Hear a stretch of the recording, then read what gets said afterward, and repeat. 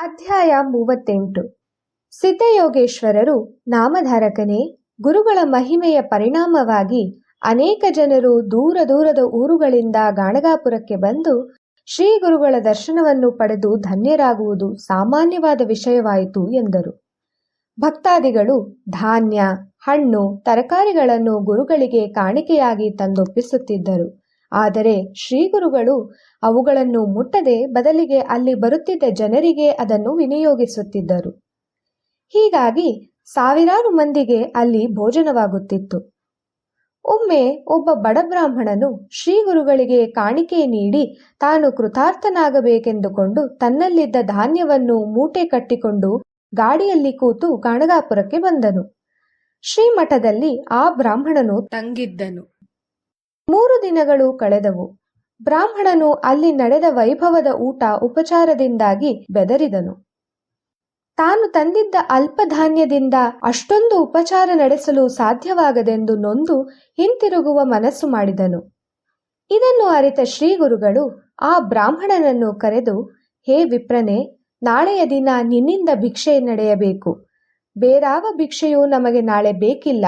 ನೀನು ತಂದಿರುವ ದವಸ ಧಾನ್ಯಗಳನ್ನು ಅಡುಗೆಯವರಿಗೆ ಇತ್ತು ಊರಿನಲ್ಲಿ ಹೋಗಿ ಬ್ರಾಹ್ಮಣ ಸುವಾಸಿನಿಯರಿಗೆ ಊಟಕ್ಕೆ ಆಮಂತ್ರಣವನ್ನು ನೀಡಿ ಬಾ ಎಂದು ಆಜ್ಞೆ ಇತ್ತರು. ಶ್ರೀಗುರುಗಳ ಮಾತಿಗೆ ಗೌರವದಿಂದ ತಲೆಬಾಗಿದ ಆ ಬ್ರಾಹ್ಮಣನು ಅಂತೆಯೇ ಮಾಡಿದನು. ಮರುದಿನ ಊಟವು ಸಿದ್ಧವಾಯಿತು. ಜನರು ತಂಡೋಪತಂಡವಾಗಿ ಭೋಜನಕ್ಕೆ ಬಂದರು. ಮಠದ ತುಂಬೆಲ್ಲ ಎಲೆಯನ್ನು ಹಾಕುತ್ತಿದ್ದಾಗ ಅಡುಗೆ ಮನೆಯವರು ಗಾಬರಿಗೊಂಡು ಶ್ರೀಗುರುಗಳ ಬಳಿ ಓಡಿದರು. ಗುರುಗಳೇ, ಆ ಬ್ರಾಹ್ಮಣನು ತಂದಿದ್ದ ಧಾನ್ಯದಿಂದ 3 ಜನರಿಗಾಗುವಷ್ಟು ಅಡುಗೆ ಮಾತ್ರ ತಯಾರಿಸಲು ಸಾಧ್ಯವಾಗಿದೆ. ಆದರೆ ಆತ ಭಾರಿ ಮಂದಿಯನ್ನು ಆಹ್ವಾನಿಸಿದ್ದಾನೆ. ಈಗೇನು ಮಾಡುವುದು ಎಂದು ಕೇಳಿದರು.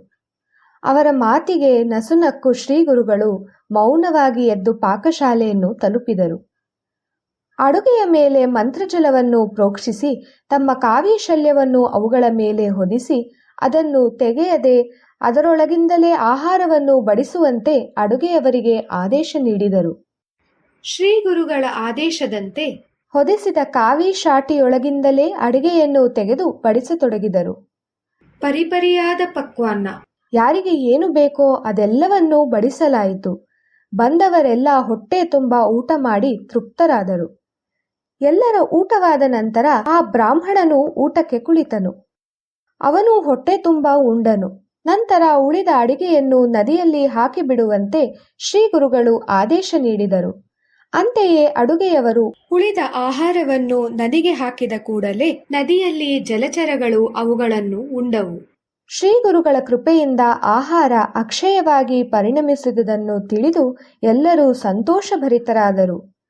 ಶ್ರೀಗುರುಗಳು ಆ ಬಡ ಬ್ರಾಹ್ಮಣನನ್ನು ಸುಖಿಯಾಗೆಂದು ಹರಸಿ ಬೀಳ್ಕೊಟ್ಟರು ಎಂದು ಸಿದ್ಧಯೋಗೇಶ್ವರರು ನಾಮಧಾರಕನಿಗೆ ಹೇಳಿದರು ಎಂಬಲ್ಲಿಗೆ ಶ್ರೀ ಗುರು ಚರಿತ್ರೆಯ 38ನೇ ಅಧ್ಯಾಯವು ಸಂಪೂರ್ಣವಾಯಿತು.